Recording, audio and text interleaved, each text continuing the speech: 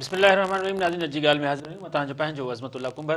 नाज़रीन सॼे मुल्क में तकरारी 27वीं आईनी तरमीम जे हवाले सां वठि जारी आहे ऐं उन खां पोइ जेका सरगर्मियूं आहिनि उहे आख़िरी मरहले में दाख़िल थी वियूं आहिनि। अॼु सुबुह जो वज़ीर आज़म जी सदारत में काबीना जो जेको इजलास हो उहो पीपल्स पार्टी सां ॻाल्हियूं तइ न थियण सां मुलतवी थी वियो, पर ॿिए पासे हिन वक़्त ताईं जॾहिं असां लाइव वञूं पिया त पीपल्स पार्टी जो इजलास जेको आहे उहो सेंट्रल एग्ज़ीक्यूटिव कमेटी जो इजलास जारी आहे त 27वीं आईनी तरमीम जी हिमायत कजे या न कजे।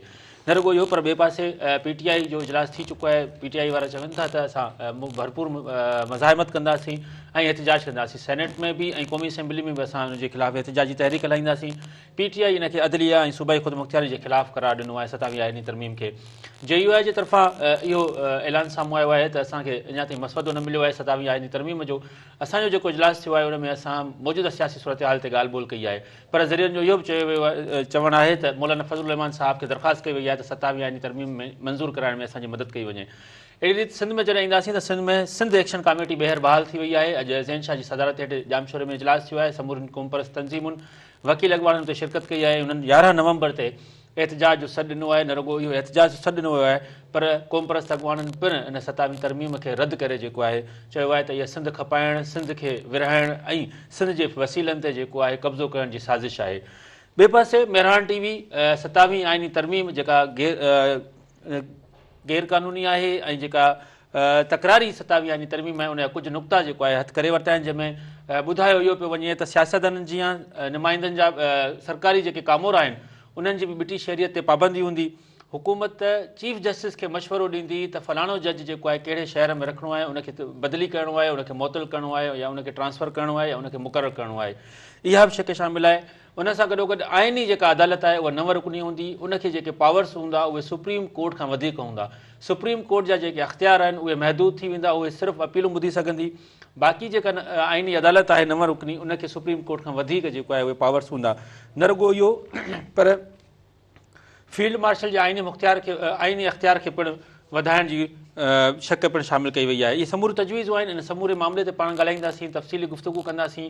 जेके अपडेट्स थींदियूं उहे बि असां हिन प्रोग्राम में तव्हांखे ॾींदा वेंदासीं। ऐं सभिनी खां पहिरीं मां हलंदुमि पंहिंजे स्टूडियो जे महिमाननि खां। मूंखे स्टूडियो में जॉइन कनि था GSN महाज़ जा अॻवान पाण क़ौमपरस्त अॻवान आहिनि रियाज़ चनू साहब, साईं जिन खे भलीकार चऊं था। सिंध बार काउंसिल जा नया चूंडियल मेंबर वकील अॻवान आहिनि, अॻूणा जनरल सेक्रेटरी प्रेसिडेंट आहिनि हैदराबाद बार जा केबी लगारी साहब। केबी साहब भलीकार चऊं था तव्हांखे। फ़ोन कॉल ते असांखे GDA अॻवान डॉक्टर सफदर अब्बासी ऐं कराची मां असांजा ब्यूरो चीफ कमर मेमन, पीपल्स पार्टी अॻवान आजिज़ सेनेटर आजिज़ ऐं हुनखां पोइ अवामी तहरीक जा अॻवान वसंत थरी असां गॾु फ़ोन कॉल ते मौजूदु हूंदा। सभ खां पहिरीं ॻाल्हि ॿोल जी शुरूआति तव्हां खां कंदासीं। पंहिंजो रियाज़ चनू साहब, क़ौमपरस्त अॻवान जेको आहे उहो गॾु थिया आहिनि ऐं चयो वियो आहे त 11 नवंबर ते जेको आहे इहो एहतिजाज जो समूरनि डिस्ट्रिक्ट्स में एहतिजाज जो सॾु ॾिनो वियो आहे। एक्शन कमेटी बहाल थी आहे। छा जेको अॼु इजलास थियो आहे उन में कहिड़ो बहस थियो ऐं 27वीं आईनी तरमीम खे तव्हां कीअं ॾिठो? आया मसवदो उनजो छो नथो साम्हूं अचे? कहिड़ियूं उन में तकरारियूं ॻाल्हियूं आहिनि जो मसवदो ई साम्हूं नथो आंदो वञे? ऐं उनखां पोइ क़ौमपरस्त अॻवाननि जो छा लाहे अमल जोड़ियो वियो आहे?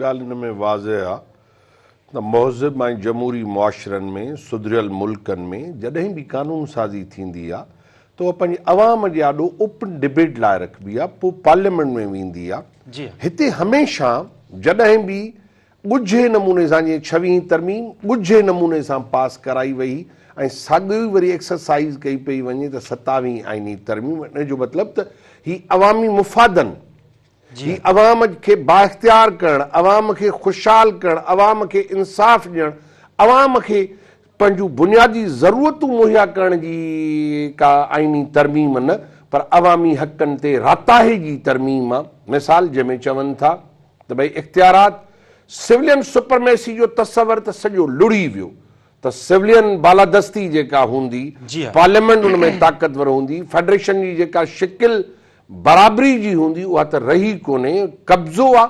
ऐं जंहिंमें तव्हां सिविलियन सुपरमेसी खे हटाए चओ था त भई जेके आर्मी जे ऑफिसरनि जूं उमिरियूं आहिनि उहे वधायो, जजिस जूं उमिरियूं वधायो। भई तव्हां माण्हुनि खां अवामी हक़ खसे, सॼे सुप्रीम कोर्ट जी बीहक मटाए छॾियव। सिंध हाई कोर्ट जेका पावरफुल इदारो हो, जेका कॉन्स्टिट्यूशनल इहे पिटीशन या बुनियादी इंसानी हक़नि जूं पिटीशन्स ॿुधी सघनि पियूं, उन ते त वरी केबी साहब ॻाल्हाईंदो, पर उन्हनि खे तव्हां मफ़लूज करे छॾियो।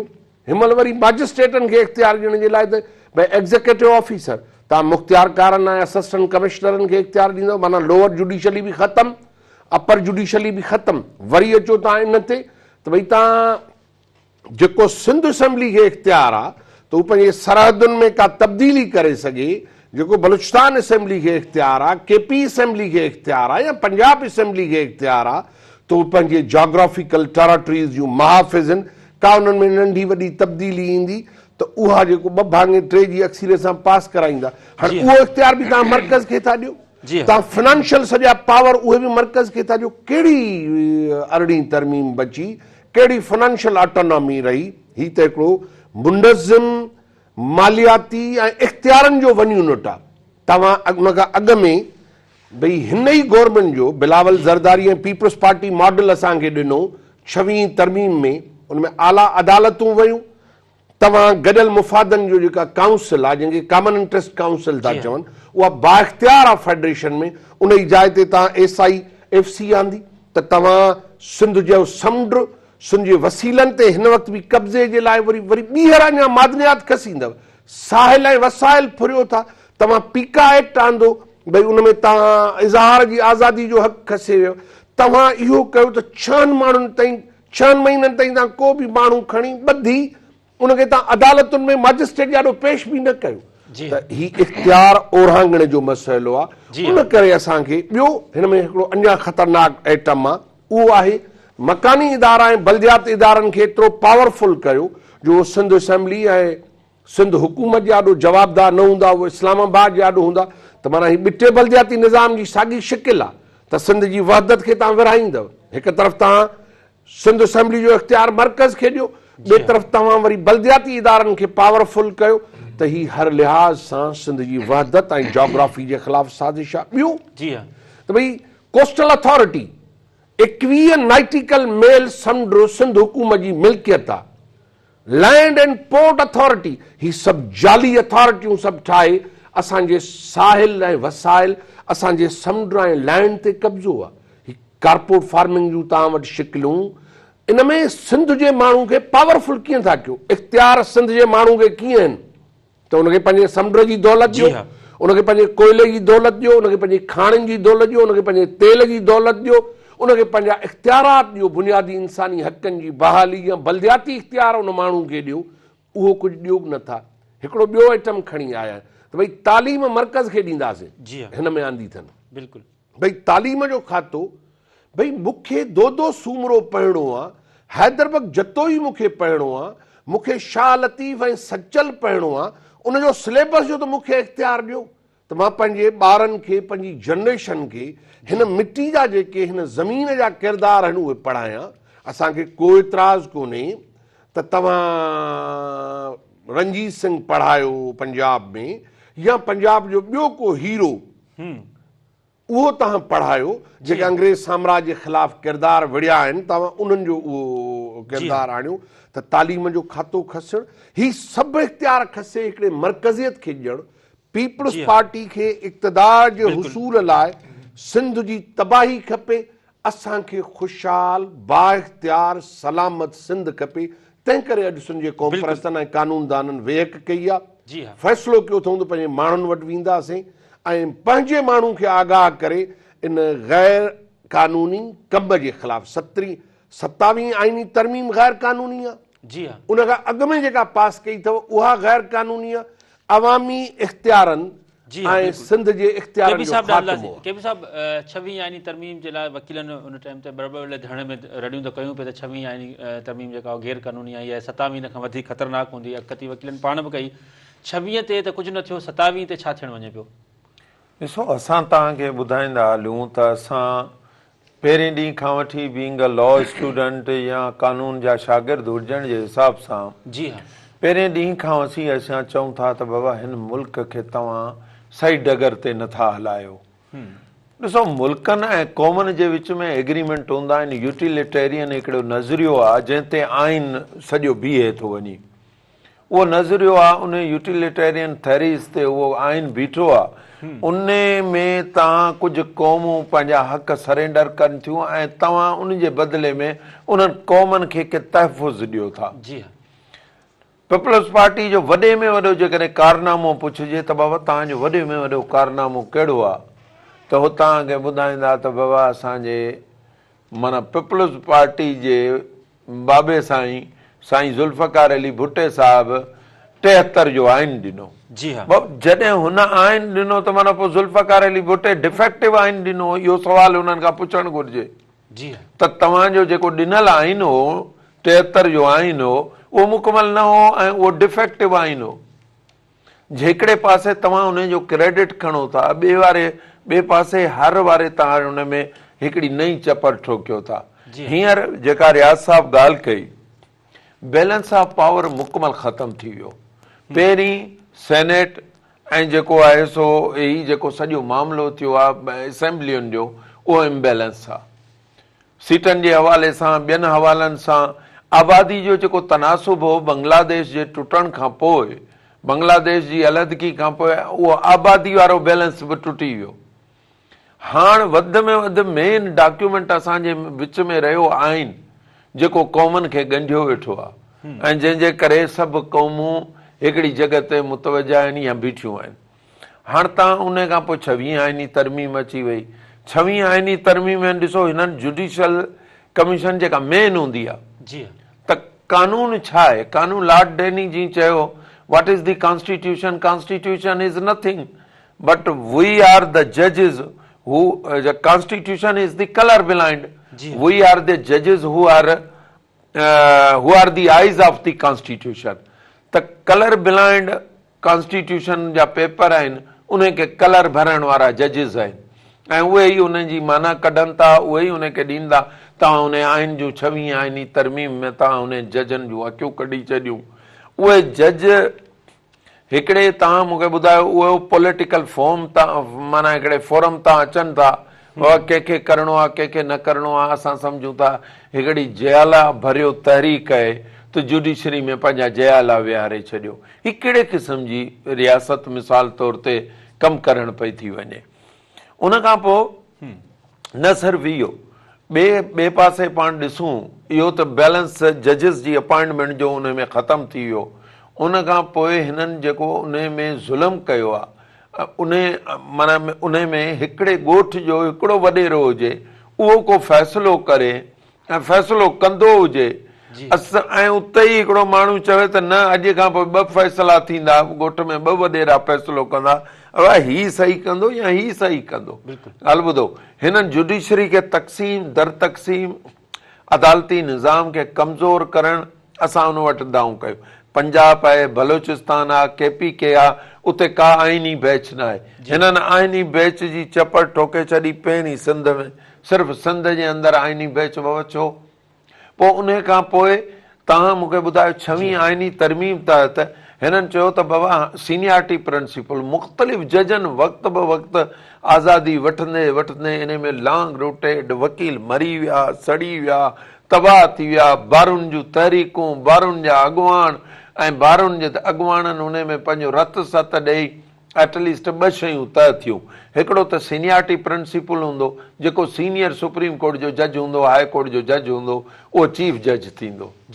उहा शइ ख़तमु थी वई। हिननि चयो बाबा 3 जेके माण्हू हूंदा रनर्स, उन मां हुकूमत खे जेको पसंदि ईंदो उन मां हिकिड़ो को माण्हू खणी ऐं पंहिंजो हमरा जेको आहे उन खे रखी छॾींदा एज़ ए चीफ जज। 100 मोटो पावर तव्हां ख़तमु करे छॾिया। माण्हुनि सां आख़िर तव्हां करणु छा था वञो? असां इहो था चऊं त अॼु जीअं रियाज़ साहिब ॿुधायो, सिंध बचायो कमेटी साईं ज़ैन शाह जी सरबराही में थी, उहा बहाल थी चुकी आहे ऐं उन में ॿियनि दोस्तनि खे बि दावत जो लाइ उते सॼो प्रोग्राम रखियो वियो आहे त तमामु सिंध जे घणघुरनि दोस्तनि खे, जेके मोहबत कंदड़ दोस्त आहिनि, जेके हिन पाकिस्तान में जेके बि माण्हू आहिनि, जेके प्रोग्रेसिव माण्हू आहिनि, उन्हनि खे गॾु करे जमा करे ऐं हिकिड़ी तहरीक, अहिड़ी तहरीक जंहिंमें वकील हुजनि, जंहिंमें सहाफ़ी हुजनि, जंहिंमें अदीब हुजनि, जंहिंमें समाज जा सभु माण्हू हुजनि ऐं पोइ यकजा थी हिकिड़ी अहिड़ी तहरीक जो बुनियादु रखिबो। ऐं तहरीक आऊं तव्हांखे ॿुधाए छॾियां सर, मूं अॼु बि चयो त तहरीक, हिन तहरीक खे का मामूली तहरीक न सम्झणु घुरिजे। जॾहिं तव्हां सिंध विरहाइण जी ॻाल्हि कंदो, उनखे टुकड़ा टुकड़ा करण जी ॻाल्हि कंदो, तव्हां जॾहिं सिंध जा मजमूई वसाइल, जिन जी रियाज़ साहिब ॻाल्हि कई, मजमूई वसाइल नंढियुनि क़ौमनि जा तव्हां फुरलुट जे वसाइल कंदो ऐं तव्हां इंटरनेशनल कुवतनि खे तव्हां दावत ॾेई चवंदो त बाबा तव्हां अचो, हाणे हिन कब्ज़े में तमामु भाङे भाईवार ऐं शरीक थी वियो ऐं त पोइ आउं सम्झां थो ऐं अदालत खे तव्हां सफ़ा ख़तमु करे छॾींदो त आउं सम्झां थो ही आउं पंहिंजे तवसल सां शोर सां ॻाल्हि कयां थो त बबर लोही जी तहरीक खे माण्हू विसारे छॾींदा। बबर लोही जी तहरीक खे बिल्कुलु माण्हू विसारे छॾींदा। नंढो ब्रेक आहे, ब्रेक खां पोइ जल्दी वापसि अचूं था। संदो रहो, अॼु जी ॻाल्हि।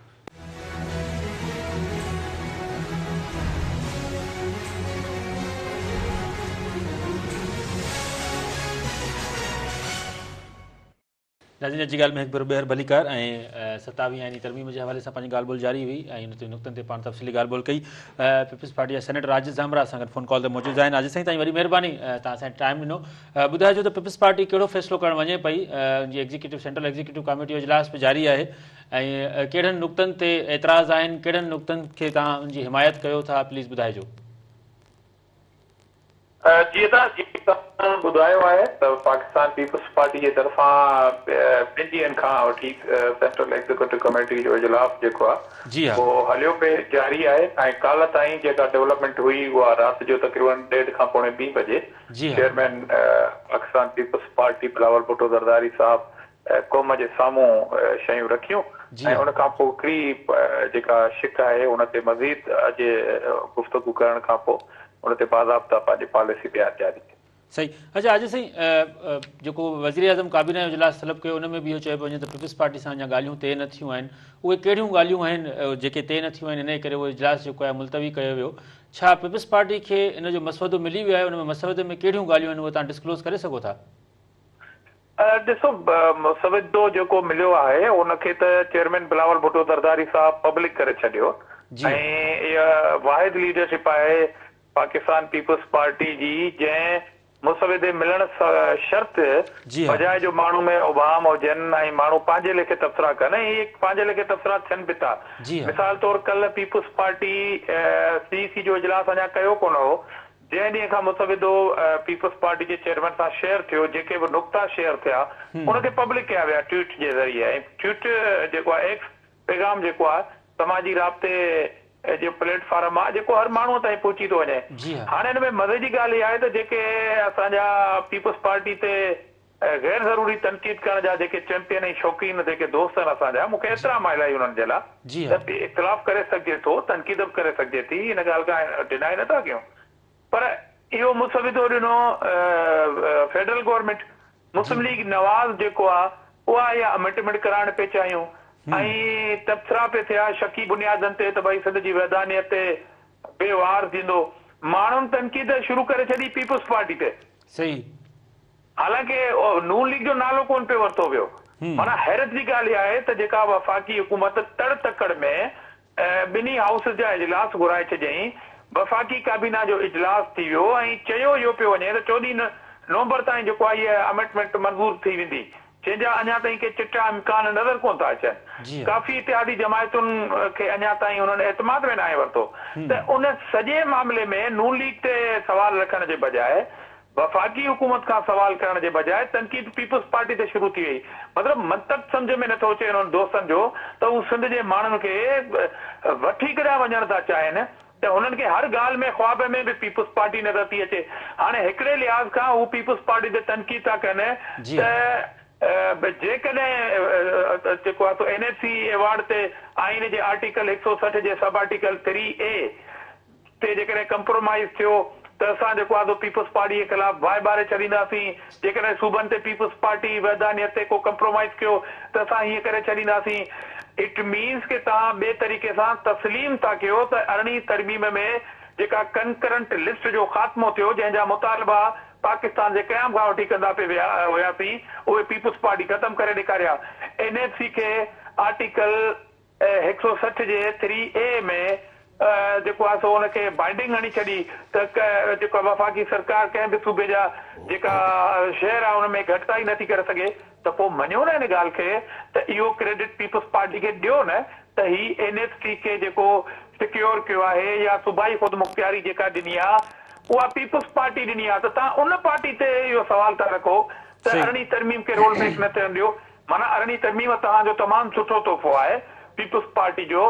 सिंध जी ख़ुदि मुख्तियारी जे लाइ पीपल्स पार्टी जो इहो तारीख़ी क़दम आहे जंहिंखे तव्हां रोल बैक थियण नथा ॾियणु चाहियो त इट मीन्स के पीपल्स पार्टी खे क्रेडिट त ॾियो अरिड़हीं तरमीम जो जेको तव्हां यकी चवंदा था अचो त पीपल्स पार्टी कहिड़ा फाड़ा मारिया आहिनि पीपल्स पार्टी सिंध लाइ छा कयो आहे त मतिलबु अजीब क़िस्म जी सियासत पई हले त जेका वफ़ाक़ी हुकूमत अहिड़े क़िस्म जी अमेंडमेंट आणण जी कोशिशि पई करे उन ते ॻाल्हाइणो कोन्हे नवाज़ लीग जो नालो वठणो कोन्हे प्राइम मिनिस्टर जो नालो वठणो कोन्हे ऐं जेका पार्टी स्टैंड पई करे सिंध जी ख़ुदि मुख्तियारी ते सूबनि जी ख़ुदि मुख्तियारी ते उनजे ख़िलाफ़ फ़क़ति लॻी पई आहे। अच्छा आजिज़ साईं मूंखे सिर्फ़ु ॿिनि क्वेश्चन जो जवाबु ॾिजो त आया पीपल्स पार्टी जेकॾहिं तव्हां ॻाल्हि कयो था सिंध जी वैधानियत ते 27 तरमीम में सिंध जी वैधानियत सिंध जे ॿेटनि वसीलनि ते को बि वार थियो पीपल्स पार्टी उनजी मुखालफ़त कंदी न कंदी ऐं ॿियो इहो त एक्शन सिंध एक्शन कमेटी बहाल थी आहे उन्हनि चयो आहे त बाबा हीउ सिंध जी वैधानियत ते हमिलो आहे उनजो सिंध खपाइण जी साज़िश आहे सिंध जे वसीलनि खे खपायो पियो वञे तव्हां उन ॻाल्हि खे तस्लीम कयो था या उनखे डिनाए कयो पिया? ॾिसो त हर माण्हू खे पंहिंजी पंहिंजी सियासत करणी आहे पर हाणे सिंध जो माण्हू एतिरो बेवकूफ़ कोन्हे जेतिरो ही दोस्त हुनखे सम्झनि था जी हा त सिंध खे खपाइण जी साज़िश पई थिए छा इहा अमेंडमेंट पीपल्स पार्टी थी हाणे छा छो घूंघट में वेठा आहिनि छो शर्माइनि था दोस्त नवाज़ लीग जे नाले वठण खां छो इंतिबाह नथा कनि प्राइम मिनिस्टर खे छो वफ़ाक़ी काबीना खे जेको आहे अहिड़े क़िस्म जी धमकी नथी ॾिनी वञे त जेकॾहिं तव्हां अहिड़े क़िस्म जी अमेंडमेंट पास कराइण जी कोशिशि कई जेका पीपल्स पार्टी जी मौजूदगी में सवाल ई पैदा न आहे जेकॾहिं हुन वटि नंबर पूरा आहिनि त भले वञी करनि पर जेका थोरो अहिड़े क़िस्म जी कोशिशि पई करे उन ते त दोस्त ॻाल्हाइनि ई कोन था कहिड़ी माजरा आहे त सुभाणे वरी तव्हांखे को उन्हनि जे कुलनि ते चढ़ी शायदि इक़्तिदार में अचिणो आहे ठीकु आहे इक़्तिदार खे असां जुती जी नोक ते रखंदासीं जेको माण्हुनि जे अगेंस्ट वञे ऐं सिंध जी वैधानियत ते जेको वार थिए उहो कल्ह असां पंहिंजो मौक़िफ़ ॾेई छॾियो आहे बिलावल भुट्टो ज़रदारी साहब हिननि दोस्तनि जे हिननि एक्शन कमेटियुनि खां पहिरीं पंहिंजी वाज़े लाइन ॾेई छॾी ऐं ट्विटर ते सिंध जे माण्हुनि खे चयूं त ही नुक़्ता आहिनि फेडरल गवर्नमेंट जा जेका असांखां शेयर कया विया आहिनि त तव्हां खां वधीक कमु त बिलावल भुट्टो ज़रदारी करे चुको आहे तव्हां खां वधीक स्टैंड त पीपल्स पार्टी जो आहे अगरि तव्हां एक्शन कमेटियूं ठाहे तव्हां पंहिंजूं पार्टियुनि खे एक्टिव करणु चाहियो था त भले कयो मूंखे कोई इतराज़ कोन्हे पीपल्स पार्टी खे कोई इतराज़ कोन्हे पर जेका वफ़ाक़ी हुकूमत अहिड़े क़िस्म जो कमु करणु पई वञे उनखे तव्हां जेको आहे सो वाकओवर ॾियो वेठा आहियो जेका मुज़ाहिमत थी करे जेका मुखालफ़त थी करे जेका रुकावट थी बणिजे अहिड़े अमेंडमेंट जो उनखे तव्हां धमकियूं पिया ॾियो। ठीकु आहे सर वॾी महिरबानी आजिज़ जामना साहब तव्हांजी ओवर टू यू साईं रियाज़ चांडू साहब छा था सम्झो त चवंदा त सिंध जी वैधानियत ते को हमिलो कोन्हे को तव्हां पीपल्स पार्टी ते छो था ॻाल्हायो नवाज़ लीग ते छो नथा ॻाल्हायो नवाज़ लीग जो नालो छो नथा आणनि त उहे पिया न असां थोरी पिया आणियूं सिंध जो माण्हू पीपल्स पार्टी खे सम्झे थो त उनजी जेका असेंबली में मौजूदगी आहे जी हाँ उहा बीहंदी तॾहिं नवाज़ लीग आणे थी न सिंध जे माण्हुनि जे ही था चवनि जे नुमाइंदा जमायत आहे त पुछाणो सिंध कंहिंखां कंदी नवाज़ लीग सिंध दुश्मन जमायत आहे छा पीपल्स पार्टी सिंध दुश्मन जमायत न आहे जंहिं सिंध जी वैधानियत ते वार कंदे बिटो बल्दियाती निज़ाम आंदो सिंध जे माण्हुनि जी मज़ाहिमत खां पोइ उहो पीपल्स पार्टी बिल वापसि वरितो छा इहा ख़बर न आहे असांजो दरिया आहे पाणी केरु पियो खपाए पीपल्स पार्टी सिंध जे माण्हुनि जी मज़ाहिमत खां पोइ पीपल्स पार्टी पोइ ते हटी छा 26 आईनी तरमीम में जी हाँ जेका ज़मीनुनि ते कब्ज़े ऐं कारपोरेट फार्मिंग जे नाले ते विलार आहे या पीपल्स पार्टी करे पई PDM 1 सरकार जेका ख़ुदि ही कानून साज़ी कई आहे सिंध दुश्मनी जी जो तव्हांजो कोस्टल उन ते कब्ज़ो पीपल्स पार्टी करायो land and port authority Peoples Party जी मां घणो गुज़ारिश करे वियुसि पर जेको 6 महीननि जो डोमिसाइल आहे त जेको माण्हू सिंध में 6 महीना रहंदो उहो डोमिसाइल ठाराइण जो अख़्तियार रखे थो सिंध खे हिननि गैर महफ़ूज़ कयो आहे पीपल्स पार्टी त असां पीपल्स पार्टी खे चऊं को बि माण्हू अचे सिंध जो मुस्तक़िल रहवासी थी ॼाणाए उहो सिंध जे माण्हुनि जो हक़ तारीख़ी हक़ पीपल्स पार्टी खसियो आहे तंहिं करे असांजे लाइ अज़ाब सभु पीपल्स पार्टी इक़्तिदार जे हुसूल लाइ सभु कुझु करे पई पीका एक्ट आज़ादीअ जे इज़हार ते राता हो पीपल्स पार्टी जो आज़ाद अदलिया जो तस्वर पीपल्स पार्टी ख़तमु कयो माण्हुनि जा बुनियादी इंसानी हक़ पीपल्स पार्टी ख़तमु कया आहिनि ऐं हिन वक़्तु चवनि था त पीपल्स पार्टी ते न ॻाल्हायूं कंहिं ते ॻाल्हायूं 18 तरमीम जी तबाही पाण कई अथनि भई तव्हां हिकिड़ो आज़ाद सूबनि जो जेको इख़्तियार आहे उहो खसे तव्हां SIFC छा आहे हिकिड़ो कब्ज़े ऐं विलार जो आहे इदारो जंहिंमें सिंधी ज़मीन सिंधियूं खाणियूं मादनियात तेल वसीला समुंड इन इदारे जे करे सिंध सॼी गैर महफ़ूज़ थी वई आहे ऐं सिंध खे गैर महफ़ूज़ ऐं लुटण जो ज़रियो पीपल्स पार्टी बणायो आहे तंहिंजे करे सिंध एक्शन कमेटी असां पीपल्स पार्टी खे सिंध ऐं सिंध जे माण्हुनि जे मुस्तक़बिल जे बर्बादी करण जो को बि फ़ैसिलो करण न ॾींदा। ठीकु, नंढिड़ो ब्रेक आहे, ब्रेक खां पोइ ताईं कंटिन्यू कयूं था, ॾिसंदा रहो अॼु जी ॻाल्हि।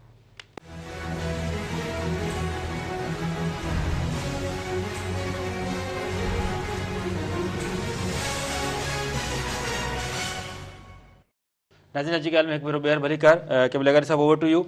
अदलिया जे बारे में पाण ॻाल्हाईंदासीं। तव्हां छा था सम्झो त हीअ 27 आईनी तरमीम जेका आहे इहा जंहिं महिल ईंदी ऐं सुप्रीम कोर्ट जा अख़्तियार महदूद थी वेंदा, उनखां पोइ असिस्टेंट कमिश्नर ऐं मुख़्तियारकार मैजिस्ट्रेट जे पावर्स में घुमंदा, हेठियूं कोर्टूं जेके सिविल कोर्टूं आहिनि, मैजिस्ट्रेट जूं कोर्टूं आहिनि, उहे किथे बीहंदियूं, ऐं उनखां पोइ जेके जज हुते वेठल आहिनि उन्हनि जो छा रद्द अमल आहे। ज़ाहिर तव्हां कोर्ट जा माण्हू आहियो, अंदरि कचहरियूं छा पियो अंदरि हले, कोर्ट में छा पियो तर्जियो थिए? ॾिसो, कोर्टनि में त सिर्फ़ु हिननि जा पघारदार यलगारी वेठल आहिनि। कोर्टनि जो त हिकिड़ो सिस्टम मुकमल कोलेप्स्ड आहे। पर ॿारनि खे हिननि जेको टेक ओवर कयो हो, ॿारूं जेके हिननि जे हथ में हुयूं, हाणे पंजाब में सूरत हाल इहा आहे, उते 47 फार्म ज़रिए ज़बरदस्ती करे पंजाब बार काउंसिल जा मेंबर ई कराइण जी कोशिशि पिया कनि, जेका इनशाला न थी सघंदी। ऐं उते इफेक्टिवली माण्हुनि हिकिड़ो रिएक्शन ॾिनो आहे, वकीलनि रिएक्शन ॾिनो आहे, तक़रीबन सॼी पंजाब जूं बारूं हिननि जे हथ मां निकिरी वियूं आहिनि। हिते सिंध जी सूरत हाल इहा आहे त सिंध जी सूरत हाल तव्हां पाण ॾिसो था, मजमूई तौर ते कल्ह बि हिननि मीटिंग कई त उन मीटिंग में हिननि खे कराची जे 16 मेंबरनि मां सिर्फ़ु 3 मेंबर हिननि वटि वञी सघिया आहिनि। सिंध बार काउंसिल जी जेका इंटरनल मीटिंग ऐं लॉबिंग जो सेटअप आहे। ॿी ॻाल्हि आऊं तव्हां सां इहा बि शेयर कंदो हलां, जेका अजीज़ दामरा असांजे भाउ ॻाल्हि कई, ॾाढो सीज़न पॉलिटिशियन आहे ऐं सुठो माण्हू पंहिंजे माना ॻाल्हाइण जे अंदाज़ में हिन में हुन में, लेकिन आजिज़ दामरा साहिब खां ऐं सिंधी क़ौम सॼी खां पुछां थो त बाबा हिकिड़ो माण्हू माचिस खणी अचे, हिकिड़ो माण्हू काठियूं खणी अचे ऐं हिकिड़ो माण्हू पेट्रोल खणी अचे, ऐं जेको माण्हू माचिस जी तीली सां माचिस लॻाए बाहि ॾे ऐं उहो चवे मुंहिंजो इन में को शेयर कोन्हे, मुंहिंजो को हिसो पती कोन्हे।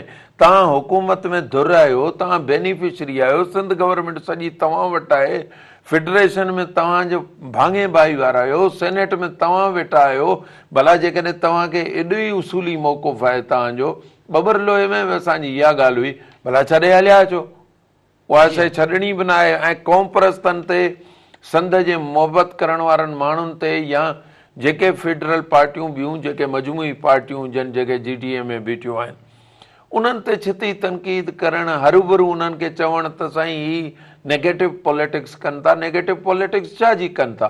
ऐं इहे तव्हांजे तवसल सां हिकिड़ी, छो जो तकड़ी ॻाल्हि कयूं था, इहो मौज़ू न आहे।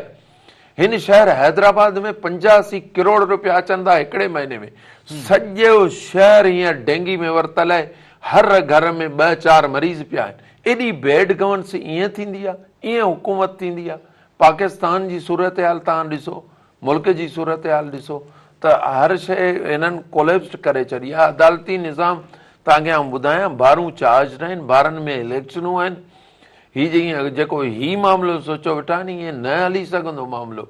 ऐं हीअ तहरीक जेकॾहिं सिंध मां हाणे का बाहि लॻी ऐं तहरीक हली वई, त हीअ तहरीक हाणे बबर लोहे ताईं न रुकंदी। हीअ तहरीक लाहौर खां वञी इस्लामाबाद, इस्लामाबाद खां वञी KPK ऐं पेशावर ताईं वञी तहरीक पंहिंजो जेके आहिनि से पंहिंजा उहे सभु जेके आहिनि पंहिंजो सूरत हाल ॾेखारींदी। छो जो तव्हां सभिनी नंढियुनि क़ौमनि खे दफ़न करणु चाहियो था न, रुगो ईअं न आहे। तव्हां मूंखे ॿुधायो KPK जी कहिड़ी सूरत हाल आहे, बलोचिस्तान जी कहिड़ी सूरत हाल आहे, सिंध सां कहिड़ो हशर नशर करे छॾियो आहे।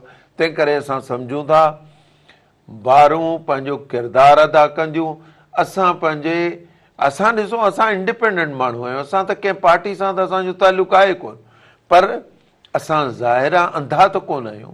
असां इहो सम्झूं था त केरु ग़लति आहे, केरु सही आहे। ऐं जेकॾहिं सही आहे केरु माण्हू, त उहो उन्हनि जो कहिड़ो मज़हब हुजे, कहिड़ो अक़ीदो हुजे, कहिड़ी पार्टी हुजे, कहिड़ो बि झंडो हुजे, असां रूल ऑफ लॉ ऐं सुपरमेसी ऑफ द कॉन्स्टिट्यूशन सां गॾु हूंदासीं। ऐं हिननि पीपलनि ते हिननि जूं अखियूं कढी छॾियूं आहिनि आइन जूं। हाणे हे पियो असांजो आजिज़ दामरा साहिबु चए 18 तरमीम वॾो कारनामो आहे। 18 तरमीम जे तव्हांजो वॾो कारनामो आहे, त पोइ तव्हांखे इहो बि मञणो पवंदो ज़ुल्फ़कार अली भुट्टो साहिबु जेको आइन ॾिनो, उहो आइन डिफेक्टिव हो, उहो अणपूरो हो ऐं ज़ुल्फ़कार अली भुट्ट कॾहिं बि आइन ते मुकमली कॉन्स्टिट्यूशन न ॾेई सघियो हिन मुल्क खे, पोइ उहा ॻाल्हि तव्हां एडमिट करियो। हीअ असांखे जेको असांजे दोस्तनि खे तानो ॾियनि था त तव्हां जहिड़े तरीक़े सां ॻाल्हायो था, तव्हां ईअं न थींदो त तव्हां जेको सो हिकु तरफ़ शयुनि खे खणो सही ॿिए पासे बिल्कुलु। कराची मां ब्यूरो चीफ कमर मेमन असांखे जॉइन कयो आहे। कमर ॿुधाइजो त पीपल्स पार्टी जो जेको सेंट्रल एग्जीक्यूटिव कमेटी जो इजलास हो उहो किथे पहुतो ऐं छा अपडेट्स आहिनि तव्हां वटि? 27 यानी तरमीम जे हवाले सां को मसवदो उते कराची जे सहाफ़ियुनि खे मिली सघियो आहे, न मिलियो आहे, या हुनखे अञा ताईं लिकायो पियो वञे? ॾिसो, तव्हांखे ॿुधाईंदो हलां त मुसविदो त ज़्यादातर मीडिया ते अची वियो, जेके मेन शिकूं आहिनि उहे ज़्यादातर मीडिया ते अची वियूं आहिनि, पर ॿियूं जेके शिकूं आहिनि, जेके नुक़्ता जेको ड्राफ्ट ॾिनो वियो आहे उहो पीपल पार्टी वटि मौजूदु आहे। तव्हांखे ॿुधाईंदो हलां त 27 आइनी जेका तरमीम आहे उनजे मुसवदे ते वफ़ाक़ी हुकूमत ऐं पीपल पार्टी में जेको डेडलॉक आहे उहो हिन वक़्तु बि बरक़रार आहे। पीपल पार्टी सेंट्रल एग्ज़ीक्यूटिव कमेटी जो जेको कल्ह वारो इजलास हो उन में सिर्फ़ु हिकिड़ी तरमीम जेका उनजी मंज़ूरी ॾिनी वई हुई। अॼु उनजो जेको आहे ॿियो इजलास जेको आहे उन जो जेको अॼु बि जारी आहे बिलावल हाउस में, सिर्फ़ु जेको आहे 243 जेको आइन में तरमीम जो जेको नुक़्तो हो उनजी कल्ह मंज़ूरी ॾिनी वई हुई ऐं पीपल पार्टी जेको बाक़ी शिकूं आहिनि उन ते हिन वक़्तु जेको आहे गौर कयो पियो वञे। ज़रियनि मूजिबि आइनी अदालत जेका आहे क़ाइमु करण बाबति जेका शिक आहे उन ते पीपल पार्टी राज़ी थी वई आहे, जॾहिं त अरिड़हीं आइनी तरमीम जे कुझु हिसनि जी वापसी आहे, NSC अवार्ड मुतलिक़ जे तरमीमूं आहिनि उन्हनि खे पीपल पार्टी मुकमल तौर ते रद्द करे छॾियो आहे, जॾहिं त बाक़ी शिकनि ते हिन वक़्तु इजलास में गौर वीचार कयो पियो वञे। तव्हांखे ॿुधाईंदो हलां त 27 तरमीम में जेको आहे जेको शुरूआती जेको ड्राफ्ट हो उन में हिन वक़्तु हिकु नओं नुक़्तो पिणु शामिल कयो वियो आहे, जंहिं तहत सरकारी जेके मुलाज़िम आहिनि उन्हनि जी ॿिटी शहरियत ते पाबंदी लॻाइण जी तजवीज़ ॾिनी वई आहे। ज़रियनि मूजिबि पीपल पार्टी जेका CSE इजलास आहे उन में इन शिक ते जेको आहे इन जी मंज़ूरी ॾिनी वई आहे, जॾहिं त बाक़ी नुक़्तनि जे हवाले सां जेको आहे उहो मेंबरनि जो चवणु आहे त जेके जिन ते जेको आहे जेके उन्हनि खे मंज़ूर न आहिनि उन्हनि सां वफ़ाक़ी हुकूमत सां जेको आहे ॻाल्हायो वञे। तव्हांखे ॿुधाईंदो हलां त कल्ह जेको बिलावल हाउस में जेको सेंट्रल एग्ज़ीक्यूटिव कमेटी जो इजलास थियो उन में आइन जे जेको आर्टिकल 243 आहे उहो तरमीम मुतलिक़ हो, उन इजलास में जेको आहे उनजी पीपल पार्टी मंज़ूरी ॾिनी हुई ऐं बाक़ी तजवीज़ जेको आहे गौर लाइ जेको आहे अॼु वारे इजलास ते छॾियो वियो हो।